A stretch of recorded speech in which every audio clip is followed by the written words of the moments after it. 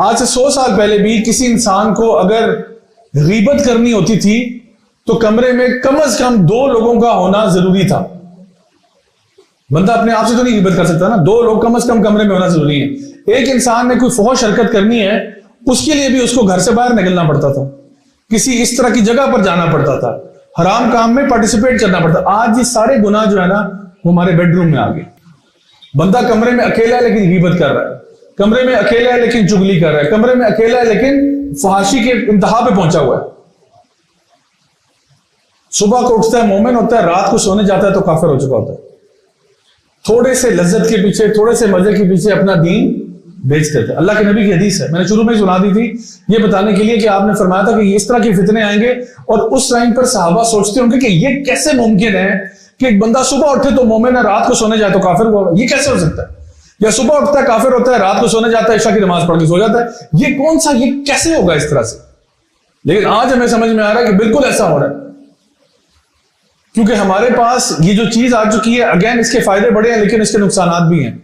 हमारा मसला ये, हम लोग चीज पहले अडॉप्ट कर लेते हैं, बाद में ख्याल आता है अच्छा इसके मसले ये हैं। अभी आपको पता है दुनिया भर में मुख्तलिफ ममालिक अब इसके ऊपर पाबंदी लगा रहे हैं कि किस उम्र से पहले मोबाइल फोन पर और सोशल मीडिया पर पाबंदी लगाई जाए। कई ममालिक ने 16 साल की उम्र तजवीज की और कुछ उस पर इस वक्त अमल भी कर रहे हैं कि 16 साल से पहले कोई स्मार्टफोन अलाउ नहीं होना चाहिए और इस पर कानूनी कार्रवाई हो जाएगी आपके खिलाफ अगर 16 साल से पहले किसी बच्चे के हाथ में मोबाइल फोन आए। क्योंकि वो कहते हैं जी इनको डम फोन पकड़ा दें, स्मार्टफोन ना दें। डम फोन कौन सा? वही नोकिया 3310 बटनों वाला फोन जो था ना, वो ठीक था कि बहुत भी जरूरत है, स्कूल से कॉलेज से वापस आ रहे हो, फोन कर दो, नंबर मिला दो और वैसे बात कर लो, डायरेक्ट कर लो। लेकिन ये जो चीज है ना, इसमें तो पूरा कंप्यूटर आपके साथ है। और देखें जो इसके पीछे लोग बनाने वाले ना, वो आपके बेस्ट इंटरेस्ट को नहीं देख रहे। वो ये नहीं देख रहे कि आपका दीन ईमान किधर जाएगा, आपकी सेहत कहां जाएगी, आपकी वो जो नफ्सियाती जो है ना सूरत हाल है वो उसका क्या होगा। उनको इससे कोई गर्ज नहीं है, उनको गर्ज है पैसे से। देखें मैं खुद, मेरी फील्ड आईटी की है, मैंने आईटी की फील्ड से फिर दीन की तरफ आया। देखिए इसके पीछे ना जितनी भी एप्स होती हैं उनके पीछे एल्गोरिथम्स होते हैं। एल्गोरिथम्स क्या करते हैं, मिसाल के तौर पे ये जो रील्स वाला मैंने आपको बताया या शॉर्ट वीडियो फॉर्मेट, ये आपको वही वीडियोस दिखाएगा जो आप पसंद करते हो। कभी कभार बीच में आपके एरिया का भी एक आध वीडियो डाल देगा जो पॉपुलर चल रहा है आपके इलाके में, ताकि देखें कि आप उसके ऊपर रुकते हो या नहीं। आप उस पर 3-4 सेकंड रुकेंगे ना, कहेगा अच्छा ये शौक भी रखते हैं। वो फिर इस तरह के वीडियोस भी वक्तन फवक्तन आपको दिखाएगा, शायद आप ज्यादा रुक जाओ। जितना ज्यादा आप किसी वीडियो पे रुकोगे उतना ज्यादा फिर उसी तरह का मवाद वो आपको दिखाएगा। ये एल्गोरिथम इस तरह काम करता है। अच्छा, फिर उसको ये भी पता होता है कि मौसूफ का सुबह के टाइम कौन सा शौक होता है, दोपहर में कौन सा शौक होता है और रात में कौन सा शौक होता है। रात के टाइम वो आपको उसी तरह के वीडियोस दिखाएगा जो आमतौर पे रात के टाइम आप देखते हैं। सुबह के टाइम वो आपको वही वीडियोस दिखाएगा जो आप सुबह, उसको सारा पता है। सारा डेटा आपका ना, याद रखें, कहीं ना कहीं रिकॉर्ड हो रहा होता है। मैंने घर पे जो टीवी हमारे है उसमें पीछे से केबल तो डिस्कनेक्टेड है लेकिन यूट्यूब चैनल है। अब मेरा उस पर अकाउंट लॉग इन हुआ है और उसमें मुझे सुबह के टाइम, आप यकीन करें, वो बच्चों के वीडियोस दिखा रहा होता है। क्यों? क्योंकि बच्चे आमतौर पे सुबह के टाइम पे कुछ ना कुछ देख रहे होते हैं। वो जो बच्चों के यानी वो प्रॉफिट स्टोरीज होती है, उनके लिंक्स आ रहे होते हैं। शाम के टाइम अगर आप देखें तो बिल्कुल पेज की लुक ही बदली होती है।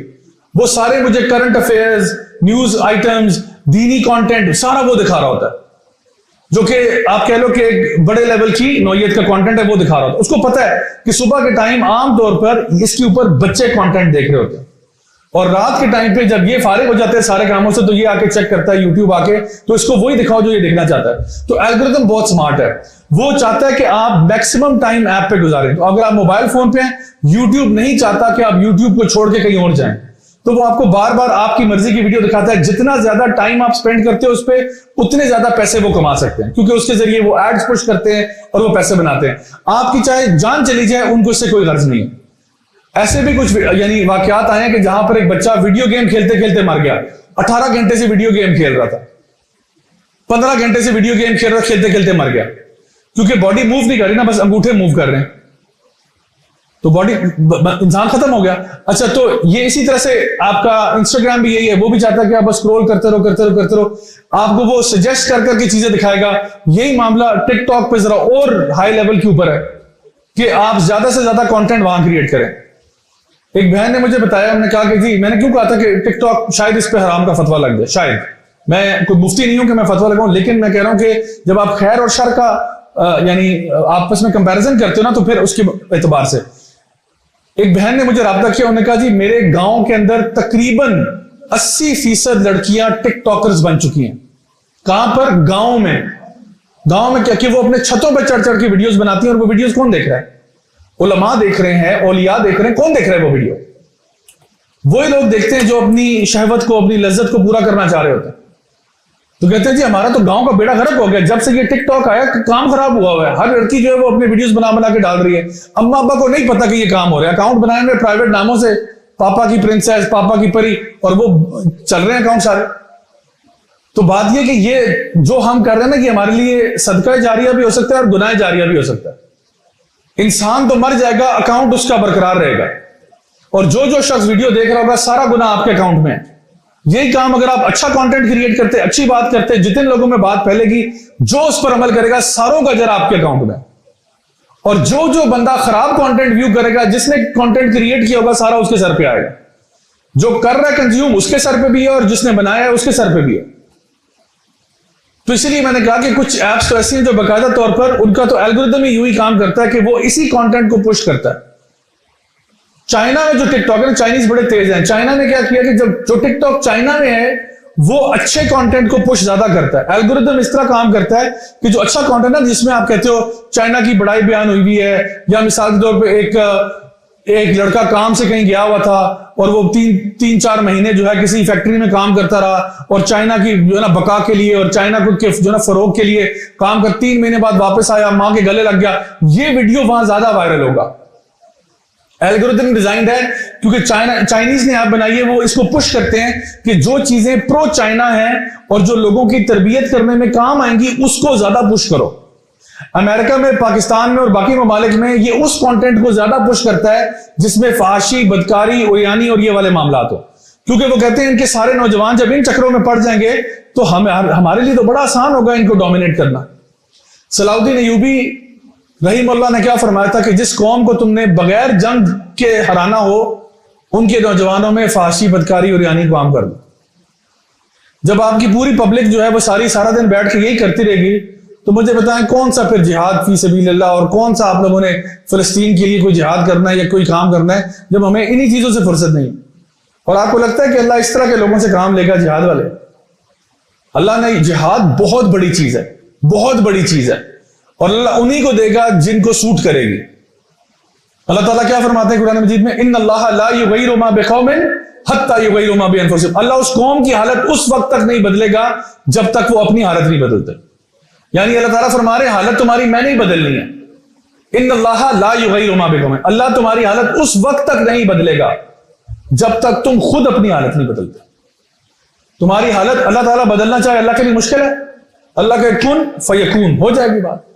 लेकिन अल्लाह कह रहे मैं तब तक तुम्हें यह शर्फ नहीं बख्शूंगा, तब तक तुम्हें यह एजाज नहीं दूंगा जब तक कि तुम खुद अपने बारे में सीरियस ना हो जाओ, अपने बारे में कुछ थोड़े से होश के नाखुन लो कि मैंने अपने आप को दुरुस्त करना है, मैंने अपने आप को उस ट्रैक पर लेकर आना है। तो ये वो मामला है जो कि ऐप्स का है। अच्छा, अब वीडियो गेम्स में चले जाएं। पुराने वक्तों में, मैं अपने जमाने की बात कर रहा हूं, जो डायनासोर के जमाने का वक्त लग रहा है आज मुझे, उस जमाने में जो वीडियो गेम्स होती थी ना, उन वीडियो गेम्स की भी एक शुरुआत थी और एक इख्तिताम था। वीडियो गेम शुरू होती थी और एंड में लिखा था गेम ओवर। एंड में कोई बड़ा बॉस आता था, उसको मारना होता था, उसको मार दिया, गेम खत्म, थैंक यू वेरी मच, खुदा हाफिज, अब दोबारा गेम नहीं खेलनी, क्योंकि बॉस को मार दिया ना, बड़ी बला जो एंड में आती है उसको मार दिया, बस गेम खत्म हो गई। फिर हम कहते थे सर ये वापस करा के कोई और गेम ले आते हैं, मतलब ये हम सोचते थे। अभी क्या होता है, अभी चल रही है infinite games, PUBG, Fortnite, call of duty, modern warfare, ये सारी इन्फिनिट गेम्स हैं। ये आप क़यामत तक खेल सकते हैं बगैर किसी टेंशन के, क़यामत तक खेलें आप। और ये नई नई स्किन्स, नए नए मैप्स, नई नई चीजें ऐड करते रहेंगे और आप भी लगे रहेंगे और ये भी इंजॉय करते रहेंगे। एक बच्चे ने, अभी ये पाकिस्तान का ही वाकया है, मेरे ख्याल है कहीं सियालकोट में, कहां पे, अब्बा जान के क्रेडिट कार्ड से उसने 25,000 रुपया एक रात में उड़ा दिया फोर्टनाइट की स्किन्स लेने में। सुबह फिर अब्बा जान ने खूब चित्रौल की उसकी, आज सियालकोट के शहर में एक अब्बा जान ने बेटे की चित्रौल कर दी, क्या हुआ जी 25,000 रुपये उड़ा दिए रात को। तो ये जुनून है, ये चीजें कि वो चाहते हैं कि आप पैसा खर्च करें। इन्फिनिट गेम्स क्यों है?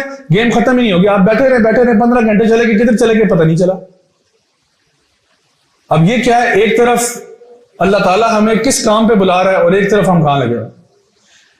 मेरे भाई और बहनों, हम क्या आपको लगता है कि इस वक्त दुनिया में मुसलमानों ने गलबा हासिल किया हुआ है या मुसलमानों पे गलबा किसी और का आया हुआ है? क्या ख्याल है? हमारे पे किसी का गलबा आया हुआ है। गलबा याद रखें 2 तरीकों से होता है, या तो अस्करी गलबा होता है, कोई फिजिकल फोर्स के साथ आप पे चढ़ दौड़ा है, या फिर अफकार का गलबा होता है। ना तो इस वक्त हमारा अस्करी गलबा है, अस्करी होता तो इजराइल की मजाल ना होती चूं करने की। जो इस वक्त बदमाश बना हुआ है, अमेरिका बदमाश बना हुआ है, बगैर वजह के ईरान पे बमबारी हो रही है, कभी यानी एक कौन सी किस जगह का मैं रोऊं आपके सामने और कहां ना रोऊं।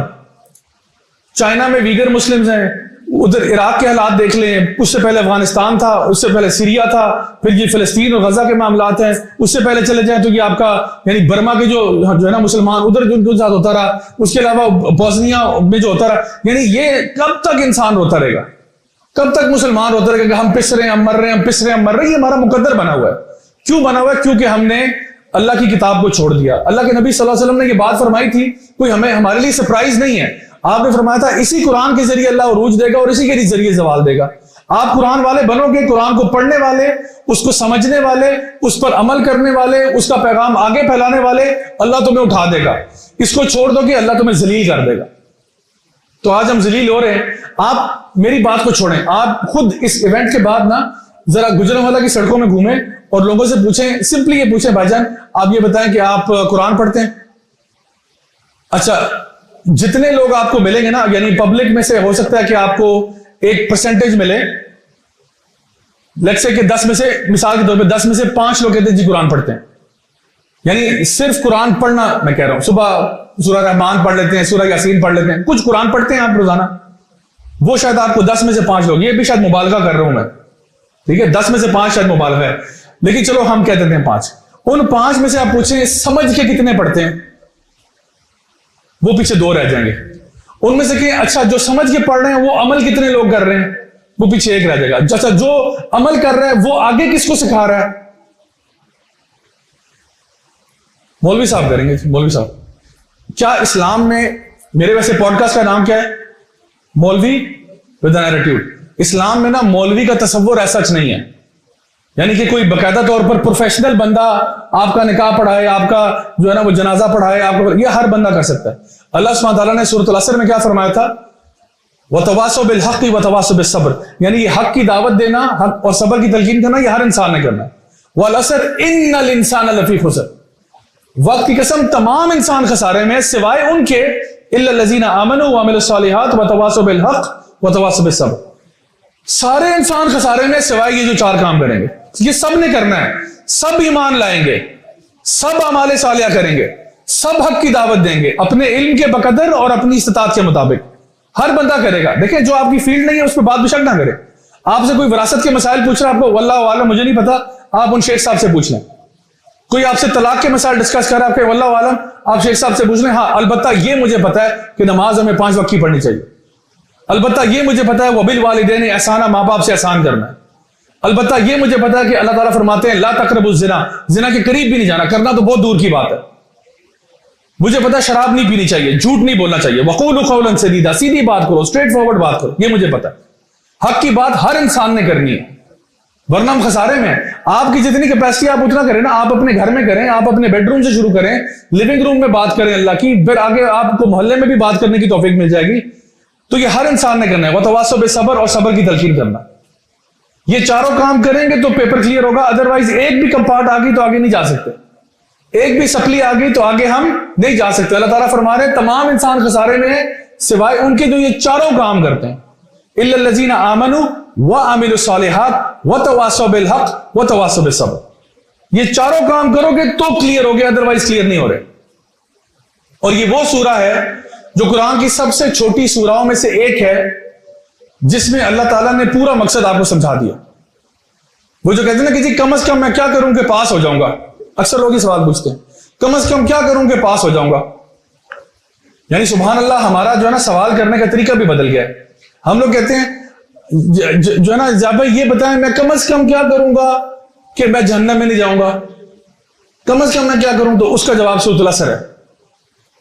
सहाबा का रवैया बिल्कुल ऑपोजिट था। वो कहता था अल फिरदौस के लिए क्या करूं कि वहां पहुंच जाऊं। यानी ये नहीं था कि मैं धक्का लगा के बस किसी तरीके से जन्नत में कदम मेरा आ जाए, ये नहीं, अल फिरदौस में जाने, उसके लिए बताएं क्या करूं। या रसूलल्लाह सबसे बेहतरीन अमल कौन सा है, इस तरह की हदीसें मिलती हैं आगे। या रसूल अल्लाह को सबसे महबूब अमल कौन सा है, फिर अल्लाह के नबी बताते थे कि ये काम करो, ये काम करो। यानी आज हम लोग अल्लाह के नबी सल्लल्लाहु अलैहि वसल्लम की सुन्नतों को छोड़ देते हैं। ये क्या क्या सुन्नत ही है ना, सुन्नत ही है ना, फर्ज थोड़ी सुन्नत है ना। साहबा वो अमल करते थे क्योंकि वो सुन्नत होता था, हम छोड़ते हैं क्योंकि वो सुन्नत होता है। फर्क समझ में आ रहा है? वह तुइज़्ज़ु मन तशा व तुज़िल्लु मन तशा बियदिकल खैर। सारी इज्जत और जिल्लत अल्लाह के हाथ में। साहबा का एटीट्यूड ही डिफरेंट था ना, रवैया ही बिल्कुल डिफरेंट है। वो सुन्नत करते इसलिए थे कि नबी की सुन्नत है, हम छोड़ते इसलिए कि नबी की सुन्नत है। माइंडसेट में जमीन आसमान का फर्क है। ये अल्लामा इकबाल ने सही कहा था, ये गाजी ये तेरे पुरस्कार बंदे, ये अजीब लोग हैं, आप पता नहीं कैसे समझोगे इन लोगों को। बहुत डिफरेंट माइंडसेट है, इट्स ऑल हियर। सबसे पहले यहां से बात स्टार्ट होती है। अपने रवैये को, अपने सोच को बदलो अगर फितनों से बाहर निकलना है। मैं आपको कुछ बातें बताता हूं इंशाल्लाह, जो इंसान सुन के हैरान होता है कि ये किस किस्म का माइंडसेट था। शायद आपको लगे कि पता नहीं किस किस्म की बातें करते थे वो लोग। खालिद बिन वलीद रज़ियल्लाहु अन्हु, जिनको अल्लाह के नबी सल्लल्लाहु अलैहि वसल्लम ने सैफुल्लाह का लक़ब दिया था ना, अल्लाह की तलवार का। खालिद बिन वलीद एक फियर्स वॉरियर थे, यानी जिसको किसी का डर नहीं सिवाय अल्लाह की जात के। मैदान जंग में कूद जाने वाले, फ्रंट से लीड करते थे और अपने डेथ बेड पर रो रहे थे कि ये मेरे साथ हुआ क्या है। 300 से ज्यादा जंगें लड़ी हैं, मेरे जिस्म पे कोई तीर तलवार चाकू का निशान, ऐसा कोई इंच भी नहीं रह गया कि सिवाय कि ये मेरे जिस्म पे निशान लगे हुए, किसी तीर का, तलवार का, नेजे का या चाकू का। और कहते हैं मुझे मौत बिस्तर पर आ रही है। तो उनकी ज़ौजा जो थी, उन्होंने उनको कहा कि अल्लाह ताला को ये कभी मंजूर नहीं था, जब अल्लाह के नबी सल्लल्लाहु अलैहि वसल्लम ने आपका नाम रख दिया सैफुल्लाह, कि कोई काफिर ये कहता कि आज मैंने मैदान जंग में अल्लाह की तलवार को तोड़ दिया। जब अल्लाह के नबी ने ये आपका नाम रख दिया तो उसी दिन फैसला हो गया था कि आपकी मौत जो है वो बिस्तर पर होगी, मैदान जंग में नहीं होगी। यानी वो इस बात पर रो रहे हैं कि मेरी जिस्म पे सारे जख्म है, लेकिन मैं फील्ड पे क्यों नहीं मरा, बेड में क्यों ऐसे हुआ है मेरे साथ। और जब उनकी वफात हुई तो मदीना की औरतें ज़ारों कतार रो रही थी। तो किसी ने आके सैयदना उमर से शिकायत लगाई कि औरतें बहुत ज्यादा रो रही हैं। तो सैयदना उमर ने कहा कोई बात नहीं, आज रोने दो, आज इनको रोने दो कि माएं इसके बाद खालिद बिन वलीद जैसे बेटों को जन्म नहीं देंगी। जितना आज रो रही है इनको रोने दो आज, कि उम्मत में ऐसे मर्द अब कब पैदा होंगे। खालिद बिन वलीद रज़ियल्लाहु अन्हु यानी जब रोमन एम्पायर के साथ टकराया ना जाके, रोमन एम्पायर कोई मजाक नहीं था। रोमन एम्पायर यानी एक बहुत बड़ी फोर्स थी, इतना बड़ा आज अमेरिका नहीं है जितनी बड़ी रोमन एम्पायर होती थी। रोमन एम्पायर आधा यूरोप उसने कवर किया हुआ था और एशिया तक घुस चुकी थी। इतनी बड़ी एम्पायर और उनकी आर्मी के साइज और उनके वो बड़े बड़े मुजस्मे और उनके बड़े बड़े कॉलोसियम और स्टेडियम जो बनाते थे, यानी वो एक से एक चीज शाकार होती थी। तो उस रोमन आर्मी के साथ कुछ लोग हिजाज से उठते हैं, मक्का और मदीना से, जो कल तक बद्दू हुआ करते थे, वो जाके टकरा जाते हैं रोमन एम्पायर से। खालिद बिन वलीद एक लश्कर लेकर रोमन जनरल के साथ जब बात करते हैं तो रोमन जनरल जो है उनको बड़े फख्र से और गुरूर से और तकब्बुर से पुकारते हुए कहता है, खालिद हमें पता है आप यहां क्या लेने के लिए आए, तुम्हें पैसा चाहिए, तुम्हें दौलत चाहिए, तुम्हें माल चाहिए, चलो यार तुम भी क्या याद करोगे, एक एक दिनार पकड़ो और एक एक ऊंट पकड़ो फ्री में और निकलो यहां से। मुझे लगता है कि तुम लोगों को ना हमारा ये मालो मता देखकर ना तुम लोगों को लालच आ गया, तुम लोगों को ना यहां माले गनीमत नजर आ रहा है। इतनी बड़ी फौज से लड़ने के लिए तुम तैयार हो? देखो तुम कल के बच्चे हो, यानी कहने का मकसद है कल के बच्चे हो, तुम लोग कहां से उठ के आए हो और हमसे लड़ोगे यार। चलो चलो जाओ, ये लो पकड़ो, दिनार पकड़ो, एक एक गोल्ड कॉइन पकड़ो, एक एक ऊंट पकड़ो, चलो यहां से। खालिद बिन वलीद का जवाब सुने जरा। जवाब में क्या कहते हैं? कहते हैं आपने हमें बिल्कुल गलत समझा है, हम तो वो लोग हैं जो खून पीते हैं। हमें खबर मिली है कि आपका खून बहुत मीठा है और आज रात का खाना आपके खून पर होगा। अब किसी ने फतवा लगाना हो ना, वो खालिद बिन वलीद पे फतवा लगा दे। क्या फतवा लगाए कि खालिद बिन वलीद कैसी बातें कर रहे हैं? कह रहे हैं हम वो लोग हैं जो खून पीते हैं, हालांकि अल्लाह ताला कुरान में कह रहे हैं खून पीना हराम है। फिर कह रहे हैं हमने सुना है कि आपका खून बहुत मीठा है। भाई उनको किसने बताया उनका खून मीठा है? किसने रोमन्स का खून पीकर चख के बताया हाँ जी ये आजकल मार्केट में सबसे मीठा खून चल रहा है? ये तो किसी ने नहीं बताया। तो क्या ये झूठ बोल रहे हैं? फिर कह रहे हैं आज रात को खाना आपके खून पर होगा। फिर भी ये एक और झूठी बात लगती है। लेकिन बात की रूह को समझें। खालिद बिन वलीद जो इंप्रेशन देना चाह रहे हैं ना मुसलमानों का, वो ये है कि आप हमें क्या डराओगे धमकाओगे मालो मता से। हम तो वो लोग हैं जो दुनिया में रहते नहीं, हमारा तो फोकस ही जन्नत की तरफ है। तुम अपने आप को, तुम किस खेत की मूली हो भाई? हमारे साथ तो अल्लाह, तुम्हारे साथ कौन है? तो हमें एक सेकंड के लिए भी हल्का मत लेना, एक सेकंड के लिए भी ये ना समझना कि हम तुम्हारे मालो मता से इंप्रेस होकर आए हैं। हम तो वो लोग हैं जो खून पीने वाले हैं। यानी इमेजिन करें जो रवैया है, जो उनका जोश है, वो कितनी कितनी बड़ी चीज है। एक और महाज पर आपने कहा हम तो वो लोग हैं जो मौत से उतनी मोहब्बत करते हैं जितनी तुम जिंदगी से करते हो। अब कोई कहे पता नहीं ये खालिद बिन वलीद को डेथ कल्ट चला रहे हैं कि हमें मौत से उतनी मोहब्बत है, हालांकि अल्लाह के नबी ने फरमाया था मौत की तमन्ना मत करना। शहादत की तलब होना और चीज है, मौत की तमन्ना और चीज है। आपने फरमाया मौत की तमन्ना मत करो क्योंकि अगर तुम्हें अल्लाह ताला लंबी उम्र देगा, तुम गुनाहगार हो, अल्लाह तौबा की तौफीक दे देगा, और अगर नेक काम करने वाले हो अल्लाह ताला मजीद नेक काम करने की तौफीक दे देगा। तो शहादत की तमन्ना हर इंसान के दिल में होनी चाहिए, वरना ये मुनाफिकत की मौत है अगर इसके बगैर इंसान फौत होता है। लेकिन जहां पर यह तमन्ना है उसके साथ फिर इंसान को भी कुछ करना चाहिए। इंसान को चाहिए कि मैं भी उस लेवल पे कैसे आऊंगा। आखिर में मैं आपको यह बताता हूं कि सलाउद्दीन अय्यूबी रहीमुल्लाह के बारे में उनके जो बायोग्राफर है, सलाउद्दीन अय्यूबी भी एक ऐसी शख्सियत, बड़ी जबरदस्त पर्सनैलिटी थी उनकी, और अच्छे लिबास भी पहनते थे, अच्छी तलवार भी रखते थे, अच्छा घोड़ा भी चलाते थे। लेकिन उनके बायोग्राफर कहते हैं कि कोई भी अच्छे से अच्छा घोड़ा आपके पास होता था, best riding animal, best swords होती, लेकिन ज्यादा अरसा उनके पास वो घोड़ा ना रहता, कुछ अरसे के बाद किसी को तोहफे में दे देते थे। तो उनके बायोग्राफर लिखते हैं कि एक दफा मैंने देखा कि एक महाज के बाद यानी जंग खत्म हो गई, तो मैं और यानी सलाउद्दीन अय्यूबी जो है एक जगह पर पहाड़ के टीले पर बैठे हुए थे। तो सलाउद्दीन अय्यूबी ने ना मिट्टी से खेलना शुरू कर दिया। मिट्टी नहीं, ऐसे बैठे होते हैं तो मिट्टी ऐसे हाथ में पकड़ के ना जमीन पर फेंक रहे ऐसे करके। तो अपने बायोग्राफर से कहते हैं कि क्या तुम जानते हो कि दुनिया में कुछ ऐसे लोग होते हैं जिनके लिए माल और मिट्टी बराबर है?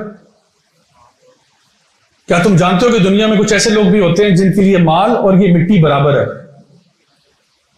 तो उनके बायोग्राफर कहते हैं जी हाँ मैं जानता हूं ऐसे लोग होते हैं।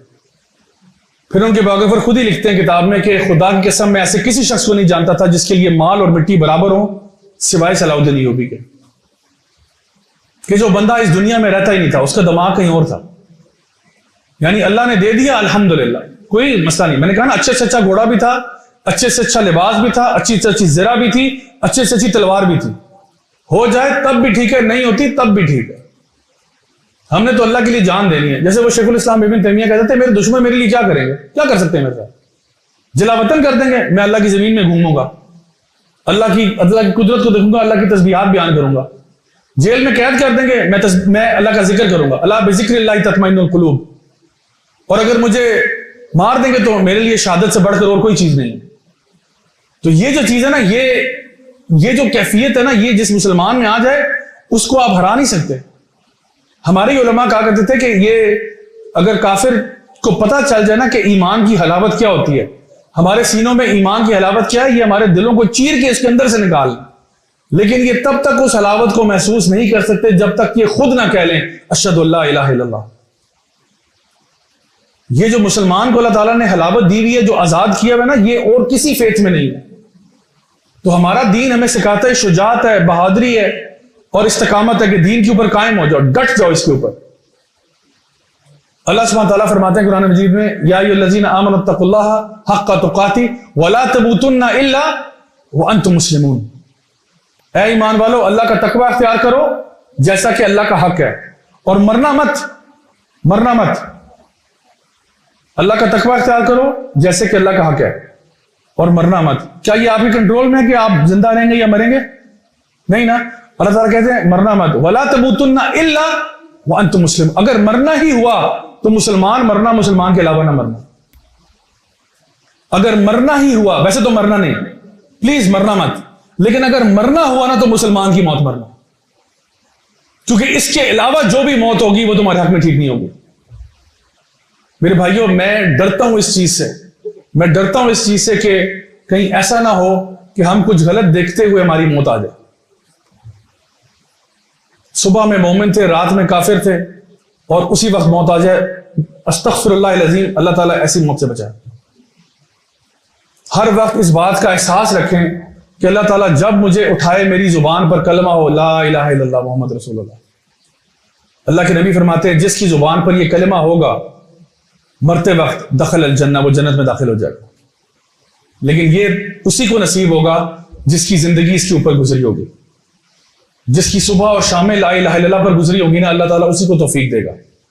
उसको नहीं जो अल्लाह से बगावत कर रहा था, अल्लाह से भाग रहा था, अल्लाह के दीन का मजाक बनाया हुआ था, और उसको अल्लाह ताला एंड में तौफीक दे देते हैं कि वो कलमा पढ़ देते हैं।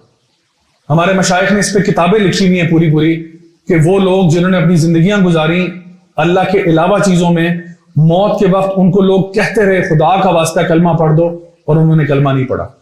कोई गाने सुना रहा था, कोई अपना हिसाब किताब सुना रहा था कि मेरे बैंक में इतने पैसे पड़े हैं, इतने पैसे पड़े हैं, कोई किसी और कहानी, कोई अपनी आशिक माशूक के वाकयात सुना रहा है, कोई कुछ कर रहा है, कलमा अलबत्ता नहीं पढ़ा। हालांकि उनके बिस्तर पे लोग मौजूद थे, बिस्तर के सराहने लोग खड़े हुए कह रहे थे कलमा पढ़ दो, कुलू ला इलाहा इल्लल्लाह, कुलू ला इलाहा, उन्होंने नहीं पढ़ा। तो ये तौफीक भी उसी को होगी जिसका जीना मरना इसके ऊपर होगा। तो मेरे प्यारे बहनों और भाइयों, आज यहां पे उठने से पहले ना दिल में इरादा कर लो कि आज हमारी जिंदगी का पहला दिन है। जो गलतियां हुई अल्लाह माफ करे। अल्लाह ताला बहुत रहमान है, बहुत रहीम है। अल्लाह ताला फरमाते हैं कुल या इबादी अल्लज़ीना असरफू अला अनफुसिहिम ला तक़नतू मिन रहमतिल्लाह इन्नल्लाह यग़फ़िरुज़्ज़ुनूब जमीआ, कि ऐ मेरे बंदो जिन्होंने अपनी जात पे जुल्म किया है गुनाह कर करके, अल्लाह ताला की रहमत से मायूस नहीं होना, क्योंकि अल्लाह ताला तो तमाम गुनाहों को माफ करता है। जी हाँ, तमाम गुनाहों को। और अल्लाह ताला यानी इन्नल्लाह यग़फ़िरुज़्ज़ुनूब जमीआ, जितने भी गुनाह अल्लाह माफ कर सकता है अगर आप तौबा करने वाले बन सकते हैं तो आज यहां से उठते वक्त इरादा कर लो कि मैंने अपनी जिंदगी में एक मेजर तब्दीली लेके आनी है, एक चेंज करना है। अल्लाह मुझे इस्तिकामत दे। अल्लाह ताला फरमाते हैं हदीस कुदसी में, जो अल्लाह की तरफ एक कदम लेके आता है अल्लाह उसकी तरफ 10 लेके आता है, जो अल्लाह की तरफ चल के आता है अल्लाह उसकी तरफ दौड़ के आता है। तो पहला कदम इंशाल्लाह आपने और मैंने उठाना है। तो आज यहां पर उठने से पहले फैसला करें, यकीन करें अल्लाह ताला आपके लिए आसानी करेगा। लास्टली मैं आपको ये कहूं कि मेरी लाइफ टाइम में, मेरी जिंदगी में 2 मेरे स्टूडेंट्स हैं जिनकी डेथ मेरे लेक्चर के बाद हुई है। देखिए, मैं आपके सामने भी बात कर रहा हूं ना, मुझे नहीं पता ये जुमला मुकम्मल होगा या नहीं होगा, ये अल्लाह ही जानता है। ये जुमला कंप्लीट होगा या नहीं होगा मुझे नहीं पता, लेकिन मैं आपको ये बता सकता हूं कि पिछले सालों में 2 मेरे स्टूडेंट्स हैं मुख्तलिफ औकात पर जिनकी वफात हुई मेरे लेक्चर के फौरन बाद। एक लड़का तकरीबन आप कह लो 16 साल का था और एक 19 साल का था। जो 16 साल वाला था वो मेरी वीकली कुरान क्लास होती थी, हफ्तावार क्लास होती थी। एक क्लास में वो था, अगले हफ्ते में गया वो नहीं था। पता चला क्लास के अगले दिन इसकी डेथ हुई है, हादसाती मौत हुई। उसका भाई आया, उसने मुझे बताया। मैंने कहा तुम्हारा भाई नहीं आया, किधर कहते जो ना जाबे उसकी तो डेथ हो गई है। मैंने कहा यार कैसे हुई, पता ही नहीं चला, बताया नहीं आप लोगों ने? नहीं वो ऐसे मामला हुआ, वो तो जनाजा तदफीन सब कुछ हो गया। और एक और जगह पर 19 साल का एक लड़का था, और आपको मैं बताऊं वो मेरा वन ऑफ लेक्चर था। जिस तरह ये वन ऑफ है ना कि बस एक लेक्चर दिया और चले गए, वो उस लेक्चर में मौजूद था, सबसे आगे फ्रंट रो में आके बैठा। आया वो लेट था, लेकिन बजाय वो पीछे बैठने के ना सबको टापता फलांगता वो सबसे आगे आके बैठ गया, नोटबुक निकाली, नोट्स भी ले रहा था। और जब लेक्चर खत्म हुआ वो मेरे साथ आया, और मेरे साथ, मैं उस दिन ना मोटरसाइकिल पे गया हुआ था, तो मेरे साथ आया। उसने मुझसे सवाल पूछे, बड़े अच्छे सवाल पूछे, और उसने कहा कि मैं आपके वीडियोस देख के मैं चेंज हुआ हूं, मैंने तकरीबन 4 महीने पहले से नमाज शुरू की है। अब मैं आपसे ये पूछना चाहता हूं कि नमाज में खुशू कैसे आएगा। और मैं उसको बताता जा रहा था, जब मैं बाइक तक पहुंच गया कहते जाते जाते एक सेल्फी खिंचवा लूं आपके साथ। अब कई लड़के थे और उनमें से इसने कहा कि मैंने आपके साथ सेल्फी खिंचवानी। मैंने कहा ठीक है। मैंने जो है ना किसी और को उसने फोन पकड़ाया, मेरे साथ खड़ा हुआ, हमने पिक्चर खींची, मैं वहां से निकल गया। अगले दिन मेरा जो मैनेजर है उसने मुझे कॉल किया, उसने कहा कि ज़ैद भाई वो जो लड़का था कल आपके साथ सवाल जवाब बहुत कर रहा था, चलते चलते आपके साथ गया था और पिक्चर खिंचवाई थी, ज़ैद भाई उसकी डेथ हो गई है। मुझे लगा मेरे पांव के नीचे से जमीन निकल गई। मैंने कहा ये कैसे हुआ? और इतना स्मार्ट लड़का, टॉल हैंडसम सा लड़का था। तो मैंने कहा ये कैसे हुआ? उसने कहा बस ज़ैद भाई वो वहां से निकला, उसके बाद एक्सीडेंट हुआ, बेचारे की डेथ हो गई। अब यकीन करें, जब मेरी उनके पेरेंट्स से बात हुई, जाहिर बात है बहुत अफसोदा था, लेकिन मैंने उनको इस बात की तसल्ली दी कि जहां तक मुझे पता है ना, बाकी अल्लाह गवाह है, अल्लाह को बेहतर पता है, जहां तक मुझे पता है उसका खात्मा खैर पर हुआ। आखिरी टाइम उसने लेक्चर अटेंड किया, जो सवाल उसने पूछे है मेरी नमाजों में अटेंडेंस लग रही है, ये उसके अल्फाज है या भाई मेरी 5 नमाजों में अटेंडेंस लग रही है, फजर प्रेजेंट सर, जोहर प्रेजेंट सर, असर प्रेजेंट सर, अब मैं चाहता हूं कि इसमें खुशू भी आ जाए, तो मुझे बताएं मैं खुशू के लिए क्या करूं। और मैंने ये बता के मैं निकला हूं और बेचारे की डेथ हो गई। अल्लाह के नबी फरमाते हैं इन्नमल आमालु बिल खवातीम, आमाल का दारोमदार उनके खात्मे पर। इन्नमल आमालु बिन नियात भी है, आमाल का दारोमदार नियतों पर भी है और खात्मे पर भी है। तो उसका खात्मा, मैंने कहा जी कम से कम मैं अल्लाह के सामने गवाही दूंगा कि ये बंदा खैर पे गया इंशाल्लाह।